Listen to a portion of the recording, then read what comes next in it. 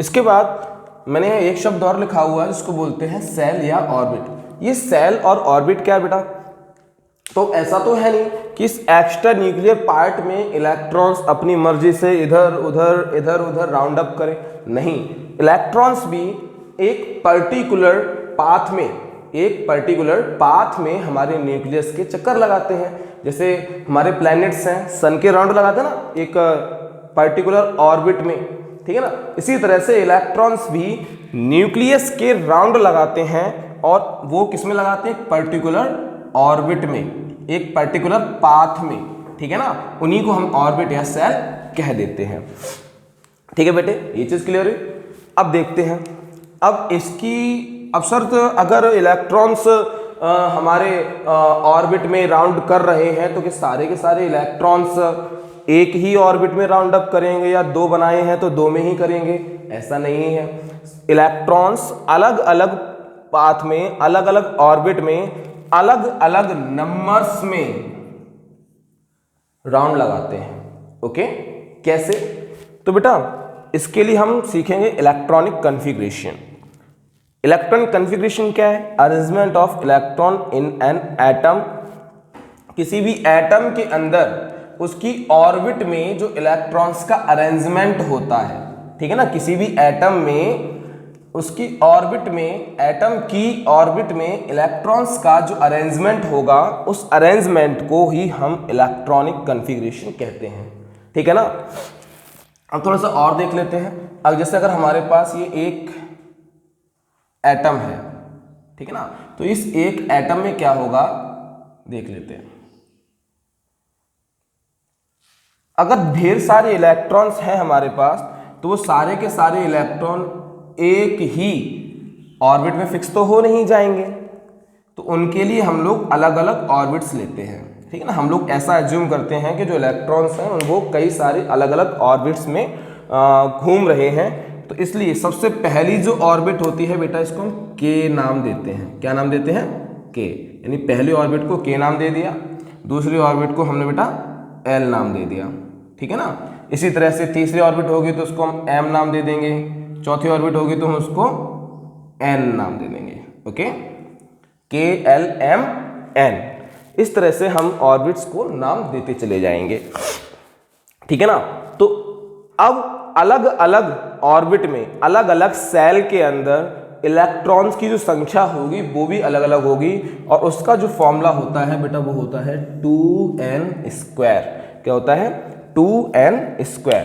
देख लेते हैं। जैसे हमारे पास पहली सेल है के, तो के का नंबर क्या है? पहला। तो हमें यहाँ 1 की जगह, n की जगह क्या लिखेंगे? 1। तो 2 × 1 का स्क्वायर, ठीक है ना। क्या हो जाएगा? 2 × 1 which is equal to the 1। यानी कि के सेल में कितने इलेक्ट्रॉन आएंगे? 2। सिमिलरली जब एल की बात करेंगे तो एल में बेटा कितनी संख्या है बेटा? यहाँ पे 2। यहाँ कितना फिल करेंगे? 2। ठीक है ना। 2 × 2 = 4 और 4 × 2 = 8। कितने हो गए बेटे? यहाँ पे हमारे एल सेल में 8 इलेक्ट्रॉन्स आएंगे। ऐसे ही जब यहाँ लिखेंगे 3, तो यहाँ पे 3 भरने पे आपको दिखाई देगा यहाँ पे 18 इलेक्ट्रॉन आ जाएंगे। कितने?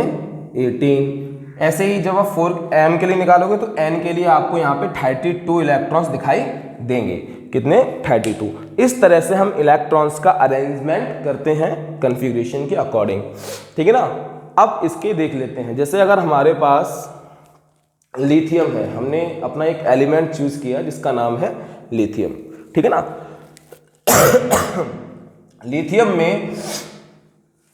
लिथियम का एटॉमिक नंबर 3 होता है, और ये हमने पढ़ रखा है क्लास 9th में कि number of electron is equal to the atomic number. यानी किसी भी एटम के अंदर उतने ही इलेक्ट्रॉन होंगे जितना उसका एटॉमिक नंबर होगा।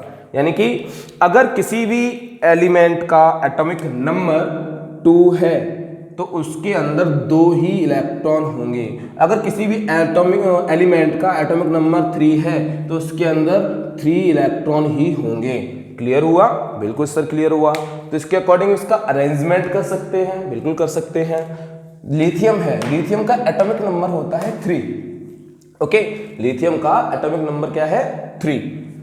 इसके अंदर 3 ही इलेक्ट्रॉन होंगे। तो हमने कन्फिग्रेशन किया तो क्या पाया, के में 2 इलेक्ट्रॉन है। कितने, के में 2 इलेक्ट्रॉन है, ठीक है ना। तो 2 भर दिए। एल में बेटा 8 इलेक्ट्रॉन आते हैं, लेकिन हमारे पास तो केवल कितने इलेक्ट्रॉन बचे, 1। क्यों, क्योंकि 2 इलेक्ट्रॉन हमारे के सेल में चले गए। ओके, तो अब जब 3 में से 2 इलेक्ट्रॉन निकल गए तो 1 इलेक्ट्रॉन बचा, तो हमने 1 इलेक्ट्रॉन इसमें भर दिया। ओके, तो इसकी कन्फिग्रेशन क्या हो गई 2,1। इसी तरह से अगर हमने फ्लोरीन ले लिया तो फ्लोरीन की कन्फिग्रेशन करेंगे तो फ्लोरीन का एटॉमिक नंबर होता है 9, और 9 एटॉमिक नंबर है तो उसके अंदर 9 ही इलेक्ट्रॉन्स होंगे, ठीक है ना। के सेल में 2 आते हैं तो हमने 2 इलेक्ट्रॉन फिल कर दिए।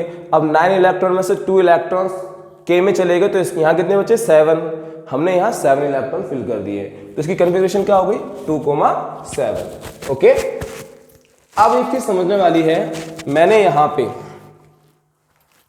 बैलेंस इलेक्ट्रॉन की बात की थी, ठीक है ना, बैलेंस इलेक्ट्रॉन की बात की थी। अब उसे समझते हैं बैलेंस इलेक्ट्रॉन क्या होते हैं। एक्चुअली ये सारा चीज मैंने आपको बैलेंस इलेक्ट्रॉन बताने के लिए किया था। तो जिस तरह से बेटा लिथियम का लास्ट इलेक्ट्रॉन एल सेल में जा रहा है, ठीक है ना, तो इसको बोलेंगे हम बैलेंस सेल। क्या बोलेंगे, बैलेंस सेल। ओके, तो valence shell outermost shell have the last electron of an atom, ठीक है ना।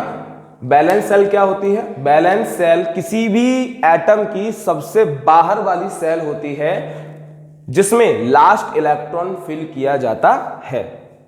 ओके, कोई प्रॉब्लम। उसके बाद अगर हम बैलेंस इलेक्ट्रॉन की बात करते हैं तो बैलेंस इलेक्ट्रॉन क्या है, number of electron, what, number of electron in valence shell. Valence shell में कितने इलेक्ट्रॉन हैं, यही उसके बैलेंस इलेक्ट्रॉन होंगे, ठीक है ना। तो यहां क्या देख रहे हो, बैलेंस सेल में केवल 1 इलेक्ट्रॉन है। कितने, 1। तो इसके बैलेंस इलेक्ट्रॉन कितने होंगे बेटे, 1। Balance electron 1। इसकी बैलेंस सेल के।